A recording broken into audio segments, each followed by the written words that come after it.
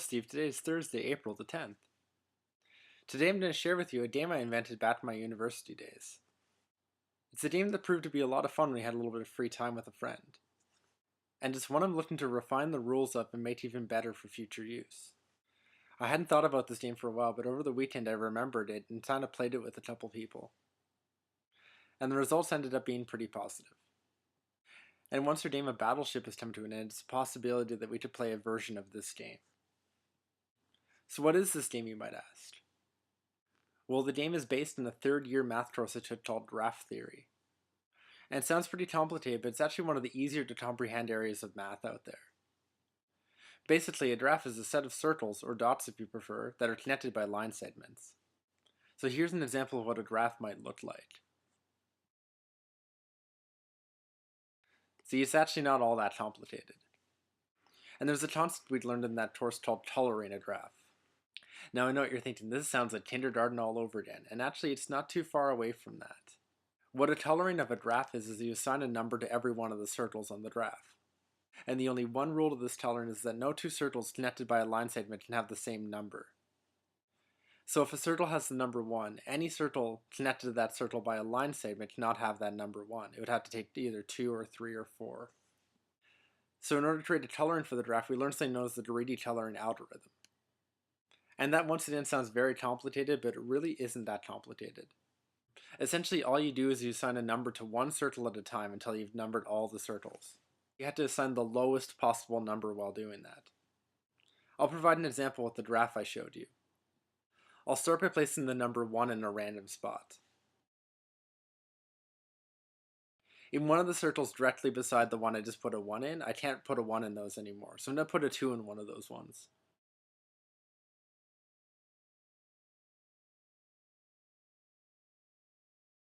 Next, I'll put a 1 in one of the circles way off in the corner. And for the other circle way off in the corner, I'll also put a 1, because that's the lowest number I can put on it. There's only one circle remaining. I can't give it a 1 or a 2, so I have to give it a 3. So I've given it what's known as a 3 coloring. And the reason it's known as a coloring is exactly like it sounds. You can just give a different color to every number and make a nice pretty picture. So when I first learned this in third year math class, me and a friend thought, hey, this could actually make a pretty interesting game. The coloring one circle at a time approach lends itself very well to a competitive game. So here are the rules of the game, Steve. You can try playing with a friend and maybe we can play it one day after a battleship game ends. Rule number 1. One of the people mates the graph. They can join circles and line segments however they want, and that gives them a creative option of making the coolest graph they can think of. Rule number 2. The person who doesn't mate the graph decides who goes first. That way, if somebody mates a graph that distinctly advantages themselves, the other person can notice that and choose the order that they want to go in. So that limits the power of the person making the board so they won't make it tip in their favor. Rule number 3. Don't be the person to place the highest number. When you saw me make the coloring of the graph before, you'll notice the last number placed was a 3. Thus, in terms of the game, the person who placed that 3 would lose. So I know what you're thinking, the person that goes last always loses, right? Because there's a place that's going to get a high number, you're just going to put a low number somewhere until that person who does at the end eventually has to pick it. So that leads to rule number 4, the person who goes last wins ties. That way the person who's going last is trying to force the person they're playing against to put the same big number that they do. And that also means that the person who's not going last is hoping to make the other person put the biggest number possible out there. So the game goes back and forth trying to make either the biggest number possible or trying to prevent such a big number from being played. In order to see how the strategy plays out, you'd have to play a couple of games, so I recommend just trying it out. So just find a friend who enjoys strategy games and challenge them to a match. I'm also looking for a way for the game to be extended to 3 players or more.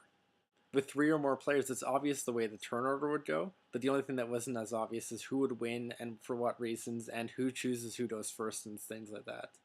So in conclusion, the reason I'm bringing this up is twofold. Firstly, it's a pretty cool game that's a lot of fun to play, and I felt like I'd share it with some people. And second, once our game of Battleship inevitably comes to an end, this could be a game that we play next. So speaking of Battleship, it's time to make a move. So your last shot was a miss, and apparently you've said that we all know what your next shot's going to be. Both me and Judge Dredd know if it's going to be a hit or a miss, but you'll have to wait till your next video. Or maybe, just maybe, you throw a curveball at all of us. And of course my shot is g4, which I'm assuming is going to say the words, "You sunk my battleship." But I'll leave you to confirm that for me, because for all I know, I'm completely wrong. Perhaps you were foolish enough to place 3 ships side by side. Well, that's it for now. Let me know any thoughts you have about the game I proposed today.